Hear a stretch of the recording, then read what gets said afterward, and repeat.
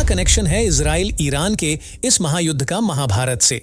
क्या इजरायली यहूदी आज भी गांधारी के श्राप से पीड़ित है? महाभारत में छुपा है इजराइल के यहूदी धर्म का चौंकाने वाला रहस्य। दोस्तों, मध्य एशिया में स्थित एक छोटी कंट्री जो अपने समृद्ध इतिहास और डाइवर्स कल्चर के लिए जानी जाती है, यह विश्व का एकमात्र ज्यूस मेजॉरिटी देश है, यानी यहाँ यहूदी धर्म मानने वाले लोग अधिक संख्या में निवास करते हैं। यहूदी धर्म, जिसे युदावाद रिलीजन के नाम से भी जाना जाता है, यह विश्व के प्राचीनतम धर्मों में से एक है। लेकिन क्या आपको पता है कि सनातन हिंदू धर्म और यहूदी धर्म में काफी कुछ समानताएं हैं, या यूं कहे कि यहूदी धर्म का इतिहास हिंदू धर्म से ही जुड़ा हुआ है। लेकिन कैसे? सवाल यह भी उठता है कि सनातन हिंदू धर्म और यहूदियों के बीच क्या कोई समानता है? कहने का मतलब है कि क्या ये दोनों धर्म एक दूसरे से इंटरकनेक्टेड है? क्या आज के ये यहूदी प्राचीन महाभारत कालीन यादव थे? जानेंगे आज की इस खास वीडियो में। दोस्तों, स्वागत है आपका सीताराम टीवी पर। आगे चलने से पहले अगर आप सच्चे सनातनी राम भक्त हैं तो इस वीडियो को एक लाइक करके कमेंट में जय श्री राम जरूर लिखें। चलिए वीडियो में आगे बढ़ते हैं। दोस्तों, भारत और इजराइल के बीच संबंध की बात करें तो दोनों देश एक दूसरे के साथ एक मजबूत दोस्ती शेयर करते हैं, जो समय के साथ और ज्यादा परिपक्व होती जा रही है। एक तरफ जहां भारत मजबूत लोकतंत्र के साथ दक्षिण एशिया का एक बड़ा देश है, वहीं इजराइल मध्य पूर्व में बसा एक छोटा लेकिन मजबूत देश है, जहां बड़ी संख्या में यहूदी आबादी निवास करती है। दोस्तों, आज के इस वीडियो में हम इतिहास के पन्नों को पलटकर इस बात पर विचार मंथन करेंगे कि क्या यहूदी धर्म का इतिहास महाभारत काल से किसी प्रकार से जुड़ा हुआ है क्या? आज के वीडियो में जो जानकारी हम आपको देने वाले हैं वह बाइबल, महाभारत, इसके अलावा अन्य धार्मिक ग्रंथों और स्रोतों पर आधारित है। यह एक गंभीर मुद्दे का सब्जेक्ट है कि जिस तरीके से भगवान ब्रह्मा और प्रोफेट अब्राहम, राजा मनु और प्रोफेट नूह में बहुत ज्यादा समानता है, ठीक उसी प्रकार भगवान कृष्ण और मूसा के जीवन में भी काफी कुछ समानताएं हैं। तो चलिए वीडियो में हिंदू धर्म और यहूदी धर्म के बीच की मुख्य समानताओं के बारे में जानते हैं और समझते हैं कि क्या यहूदी धर्म का इतिहास महाभारत काल से जुड़ा हुआ है। जैसा कि महाभारत युद्ध हम सभी ने पढ़ा और देखा है कि महाभारत युद्ध की समाप्ति के बाद गांधारी ने अपने 100 पुत्रों की मृत्यु से दुखी होकर भगवान श्री कृष्ण को मृत्यु प्राप्ति का श्राप दिया। साथ ही भगवान श्री कृष्ण के संपूर्ण यादव वंश के नाश का भी श्राप दिया था। गांधारी के इसी श्राप के चलते यदुवंशियों के बीच द्वारिका के प्रभाष क्षेत्र में मौसूल युद्ध हुआ। यह वही समय था जब यदुवंशी द्वारिका छोड़कर समुद्र के रास्ते पश्चिम की ओर पलायन कर गए थे। भागने के बाद वह शाम यानी सीरिया, अरब, मिस्र यानी इजिप्ट के रास्ते होते हुए फिलिस्तीन और इजराइल पहुंच चुके थे। ऐसा बताया जाता है कि यह घटना 3020 ईसा पूर्व की मानी जाती है। तभी से यह यदुवंशी वहां पर निवास करने लगे।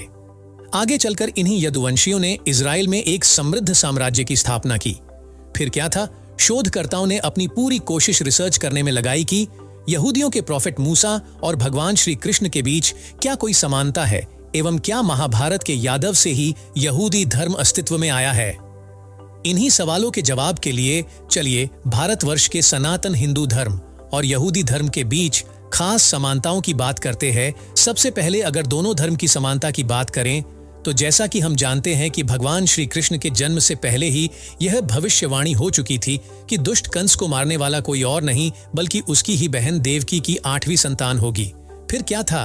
कंस ने एक एक करके माता देवकी की 7 संतान को मौत के घाट उतार दिया था, और जब 8वीं संतान को मारने की बारी आई तो वह संतान चमत्कारिक रूप से बिजली के समान गायब हो गई और तेज में आकर कंस ने अपने राज्य के सभी नवजात शिशुओं को जान से मार दिया था।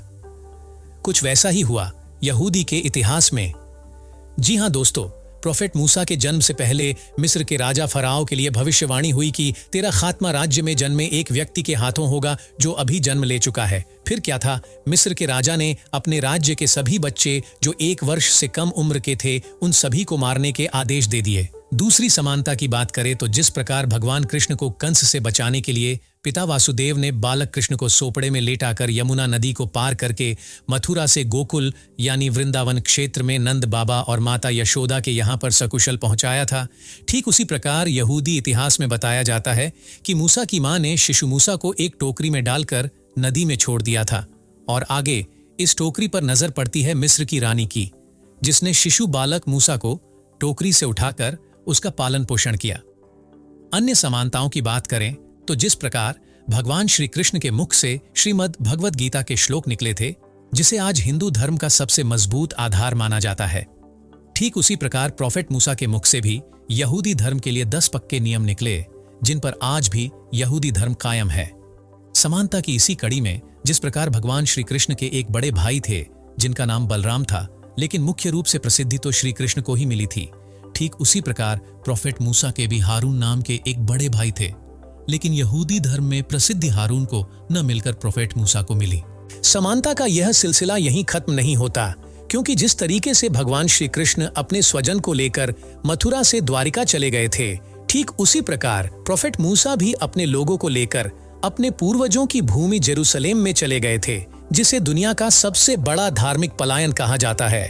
इसके अलावा जिस प्रकार श्री कृष्ण के आखिरी दिनों में कृष्ण के ही स्वजन प्रशंसकों ने यानी यदुवंशियों ने उनकी अवज्ञा करना शुरू कर दिया था और इस वजह से यदुवंशियों के बीच आपस में युद्ध होने लगा था, ठीक इसी प्रकार प्रोफेट मूसा के अनुयायियों ने भी मूसा की आज्ञा की अवहेलना शुरू कर दी थी, जिस कारण यहूदी आपस में लड़कर बिखरने लगे थे। इसके अलावा दोस्तों, भारत के हिंदू और इजराइल के यहूदी के बीच अन्य बेसिक्स प्रैक्टिकल सिमिलरिटीज की बात करें तो जिस तरह से अधिकतर यहूदी इजराइल देश में निवास करते हैं, ठीक उसी प्रकार मेजॉरिटी हिंदू भारत देश में निवास करते हैं, यानी यह कह सकते हैं कि दोनों धर्म अपनी एक जमीन से जुड़े हुए हैं। इसके अलावा आप जानते हैं कि इजराइल देश चारों तरफ से इस्लामिक कंट्री से घिरा हुआ है, जिन्हें इजराइल का दुश्मन कहा जाता है। और जैसा कि आप जानते हैं कि भारत देश का पड़ोसी राष्ट्र एक इस्लामिक कंट्री है, तो कह सकते हैं कि हिंदू और यहूदी दोनों धर्मों का दुश्मन एक ही है। यही नहीं, दोनों धर्मों के लोग प्रकाश पर्व के रूप में हनुक्का और दिवाली मनाते हैं। दोस्तों, इन समानताओं को आधार मानकर यह बात निश्चित रूप से कही जा सकती है कि प्राचीन काल के सभी धर्म के रीति रिवाज, नियम और मान्यताएं एक ही थे, और संभावना तो यह भी है कि उक्त धर्म की स्थापना किसी एक ही जाति समूह के लोगों ने मिलकर की है। और दोस्तों, ऐसा कहा जाता है और माना जाता है कि प्रोफेट मूसा के यहूदी धर्म में यहूदी जाति का नाम यदु शब्द से निकला है। साथ ही यह भी कहा जाता है कि आज के यहूदी ही महाभारत काल के यादव थे, जो भारत से जेरूसलम तक पहुंचे थे और यहां पर अपने एक नए साम्राज्य की स्थापना की थी। हालांकि यह अभी भी गहन शोध का विषय है कि क्या यहूदी ही यादव है। तो दोस्तों, आज के वीडियो में बताई गई जानकारी आपको कैसी लगी? इंडो इजरायली फ्रेंडशिप को लेकर आपके क्या फीडबैक है? क्या आपको भी लगता है कि यहूदी ही यादव वंशज है? हमें कमेंट के माध्यम से जरूर बताएं। और दोस्तों, इस वीडियो को एक लाइक करके अपने सभी दोस्तों को व्हाट्सएप के माध्यम से जरूर शेयर करें। ऐसी ही तमाम लेटेस्ट खबरों को देखते रहने के लिए सीताराम टीवी यूट्यूब चैनल को अभी सब्सक्राइब करें। धन्यवाद।